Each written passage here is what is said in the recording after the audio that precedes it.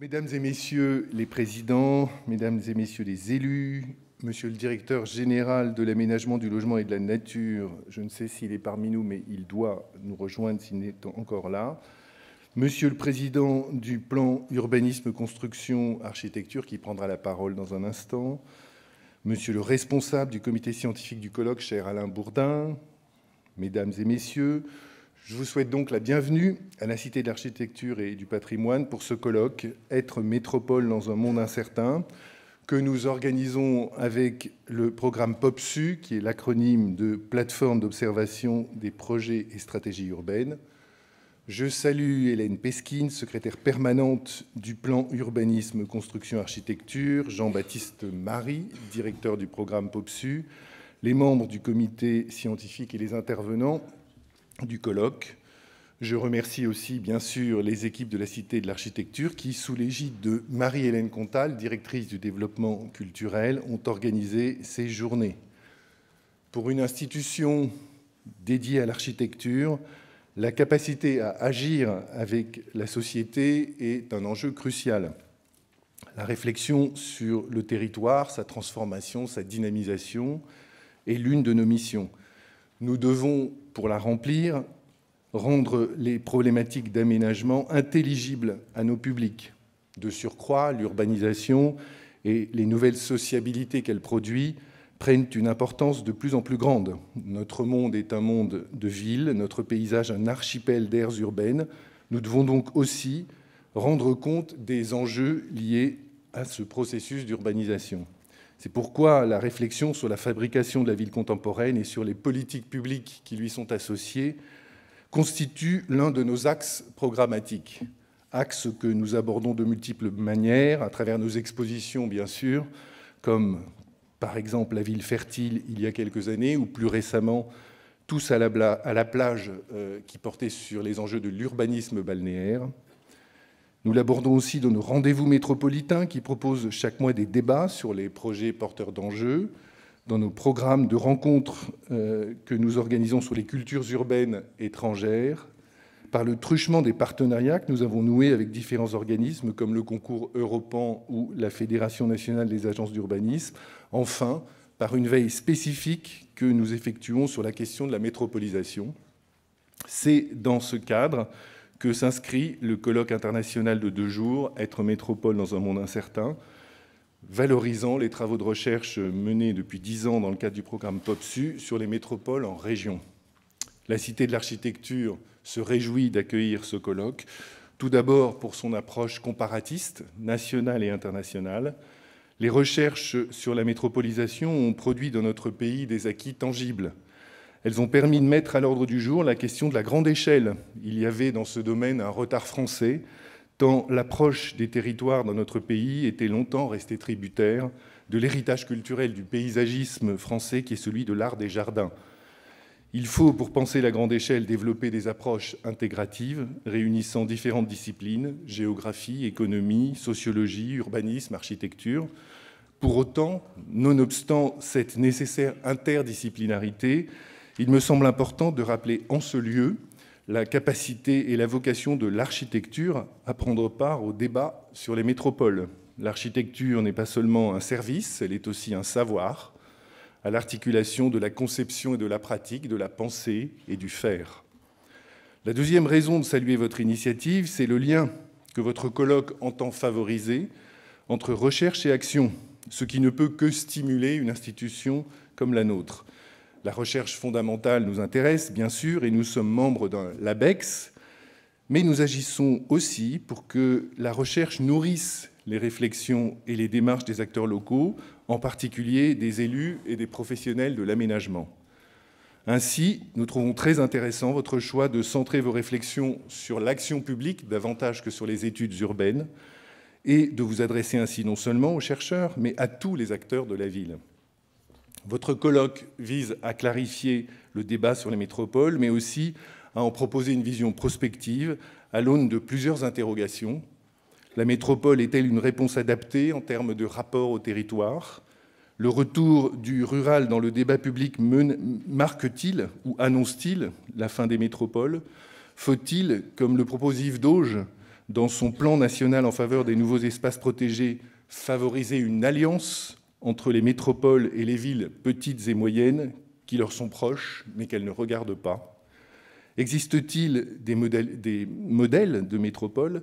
Quelles sont, pour les métropoles, les questions stratégiques de demain? La production de l'espace, la gouvernance, la capacité à organiser les grandes transitions écologiques et énergétiques. Pour répondre à ces questions, vous avez choisi d'articuler vos échanges autour de 4 sessions. La première, sur les moteurs économiques de la métropole, vous conduira à réfléchir à la ville productive, à sa fertilité intellectuelle, à l'économie de la connaissance, à l'innovation, aux grands équipements scientifiques, mais aussi au mode de vie urbain et à leur mutation, à cette nouvelle économie mêlant circuits courts, économie circulaire, échange de proximité, qui façonne une autre ville, une ville moins standardisée, plus ouverte, plus stimulante. La seconde session analysera la fluidité des circuits économiques et résidentiels et des modes de vie. Le fil rouge de votre réflexion sera la tension entre lieux et liens, entre mouvement et sédentarité, stocks et flux. Problématique que vous étudierez à la lumière du numérique, mais aussi de l'innovation en matière logistique et des politiques de mobilité. La troisième session s'interrogera sur la métropole flexible, flexibilité tant en matière d'offres de services que de lieux urbains, flexibilité dont vous tenterez de dresser la cartographie et d'évaluer la gouvernance. Enfin, vous réfléchirez dans votre dernière session aux moyens de rendre la métropole accueillante, c'est-à-dire d'éviter le risque de fragmentation, de repli sur soi et d'homogénéité sociale. Vos éclairages sur ces différents points nous seront précieux, car nous avons besoin de lieux de réflexion prospective, de pensée critique et de débat, dans un contexte urbain marqué par la complexité de l'action publique, désormais coproduite par une multiplicité d'acteurs qui avancent chacun avec leur logique propre, mais dont rien ne garantit a priori que l'action sera spontanément en cohérence. Un contexte marqué également parfois par une tendance à l'ubérisation de la commande urbaine. Nous avons certes des raisons d'être critiques vis-à-vis d'un certain urbanisme, un urbanisme de la maîtrise et de la puissance, un urbanisme vu d'en haut qui ignore trop souvent le regard des habitants. Pour autant, nous croyons à la nécessité de la régulation publique, tant les collectivités humaines ne nous semblent pas capables de produire spontanément l'intérêt général. Enfin, je veux, pour terminer ces quelques mots introductifs, rappeler le rôle moteur que sont appelées à jouer les métropoles dans le domaine des grandes transitions écologiques et énergétiques. L'ère de l'Anthropocène dans laquelle nous sommes entrés nous impose de transformer nos modes d'action et notre rapport au temps. Agir, c'est désormais faire venir notre existence du futur vers le présent, c'est partir des conséquences de nos actions pour en changer les causes. Agir, c'est aussi retrouver le sens d'un monde commun, d'un cosmos, ce qui nous impose de faire le deuil d'une certaine idéologie du progrès, de changer notre conception de la causalité, de renoncer à une vision sagittale d'un temps qui serait orienté comme une flèche vers un avenir radieux. Les métropoles peuvent y contribuer. Il leur appartient de montrer la voie vers des sociétés durables, solidaires, sobres. C'est aussi l'enjeu de votre colloque. Je vous remercie de votre attention, je vous renouvelle mes vœux de bienvenue et je passe la parole à Robert Herrmann, président du PUCA.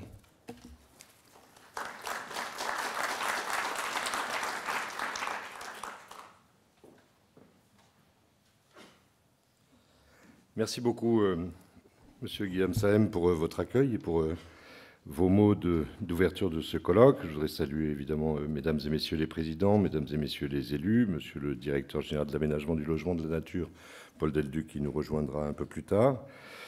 Saluer Madame la secrétaire permanente du PUCA, chère Hélène, et puis en profiter pour saluer Emmanuel Raoult, qui est derrière, mais qui avait largement participé à la préparation de ce colloque.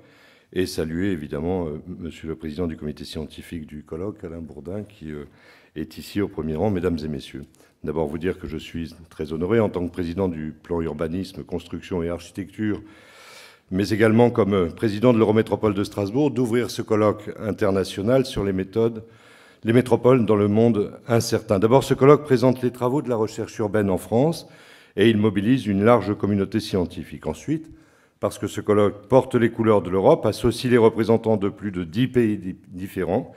Et vous imaginez que pour l'élu de la ville qui accueille le siège du Parlement européen, je ne peux qu'y être sensible d'une manière extrêmement heureuse. Enfin, c'est un événement qui vise à rapprocher les points de vue d'acteurs qui n'ont pas les mêmes perceptions et qui n'ont d'ailleurs pas toujours les mêmes intérêts, les décideurs et les chercheurs. Pourtant, la question des métropoles nous concerne tous. Le plan urbanisme, construction, architecture remplit une mission à la croisée des chemins. Il doit rassembler des domaines, parfois éparses, de l'aménagement des territoires, de l'habitat, de l'architecture ou de la construction, en les mettant au cœur d'une ambition et d'un projet commun, celui de l'expérimentation et de l'innovation au service d'un développement plus solidaire, plus durable des territoires. Interministériel par construction, le PUCA joue également un rôle de médiation entre les collectivités, les universités, les écoles d'architecture, les entreprises et les citoyens. Cette mission d'échange et de partage, ce partage de pratiques et partage des savoirs, prend aujourd'hui la forme d'un débat qui s'appuie sur la plateforme d'observation des projets et des stratégies urbaines, le désormais célèbre programme POPSU. La première spécificité de ce programme de recherche POPSU Métropole est de permettre, cela a été évoqué tout à l'heure, le dialogue entre les temps longs de la réflexion, les temps parfois plus contraints, plus courts de l'action et de l'opérationnel. Sa seconde particularité est d'associer des élus locaux aux travaux de recherche. En effet, ce programme a été copiloté, cofinancé avec 10 métropoles françaises, Bordeaux, Grenoble, Lille, Lyon, Marseille, Nantes, Rennes, Toulon, Toulouse et évidemment Strasbourg. Je suis convaincu que la mise en commun de ces expériences, de ces questionnements, bénéficiera à chacune et chacun d'entre nous, comme je suis persuadé qu'il existe un partage, parfois savamment entretenu, entre les opérationnels et les chercheurs, entre ceux qui sauraient et ceux qui feraient cette ligne de séparation que j'entends bien dépasser avec vous, tant cette situation apparaît aujourd'hui paradoxale.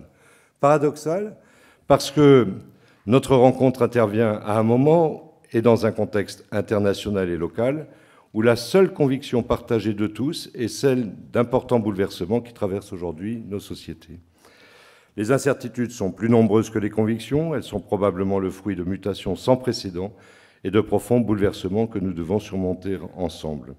Sans en dresser une liste exhaustive, on pourrait évoquer la fin des grandes utopies politiques et idéologiques du siècle dernier, les changements climatiques et écologiques qui s'annoncent, les phénomènes migratoires d'une ampleur encore inconnue, la mondialisation des usages, des nouvelles technologies de consommation, de communication, de commerce numérique et leurs conséquences incertaines sur les hommes, les objets et des villes de plus en plus connectées, sans oublier évidemment les questions de sécurité, sinon de terrorisme. Autant de transformations qui devraient modifier durablement les relations entre les consommateurs, les citoyens, naturellement, qui ne manqueront pas de questionner les missions, mais aussi les responsabilités des pouvoirs publics. Et pourtant, en dépit des constats et du contexte, nous agissons. Mais il y a un temps pour tout, dit le proverbe, un temps pour agir, un temps pour penser, un temps pour observer, un temps pour débattre, mais aussi un temps pour décider. La plateforme européenne de POPSU a pris ce temps indispensable à l'analyse et à la comparaison des situations singulières et des différentes stratégies de projet des grandes métropoles en France et en Europe. Ces travaux sont riches de savoir et nous souhaitons les partager largement. Les enseignements qui émergent concernent par exemple les îlots de chaleur urbains, les questions d'inondation et de risques naturels, les fragilités sociales mais aussi spatiales, l'économie circulaire et les circuits courts, la place particulière des pôles d'échanges intermodaux dans les nouvelles mobilités ou encore les thématiques des espaces publics et de nature en ville. Ces enseignements sont des pistes de progrès, parfois des solutions pérennes qu'il nous faut partager et reproduire si possible. Nos débats d'aujourd'hui et de demain en seront les témoins éclairés et vigilants. Les travaux rassemblés par le PUCA nous offrent des clés pour appréhender les évolutions sociétales, numériques, énergétiques, économiques, écologiques dans nos métropoles européennes. Ils donnent également à voir les ruptures et les liens qui doivent être entretenus entre les locomotives économiques que sont les métropoles et qui produisent une grande partie de la richesse nationale et des territoires plus ruraux qui les entourent, qui abritent souvent des ressources naturelles, patrimoniales ou agricoles rares. Ces travaux nous aideront à mieux comprendre la complexité des territoires dans lesquels nous agissons. Permettez-moi, avant de conclure cette introduction, de remercier sans délai les 200 chercheurs mobilisés sur une centaine de séminaires et toutes les équipes qui ont contribué à rendre possible ce colloque à la Cité de l'Architecture et du Patrimoine. Et je voudrais, avant d'accueillir Madame Saskia Sassen, professeure et sociologue des métropoles, vous dire qu'il y a un peu plus de 400 inscrits à ce colloque, ce qui est tout à fait remarquable. Je vais en profiter pour remercier les équipes du PUCA pour l'organisation de celui-ci et vous souhaiter de très très bons travaux. Merci de votre attention.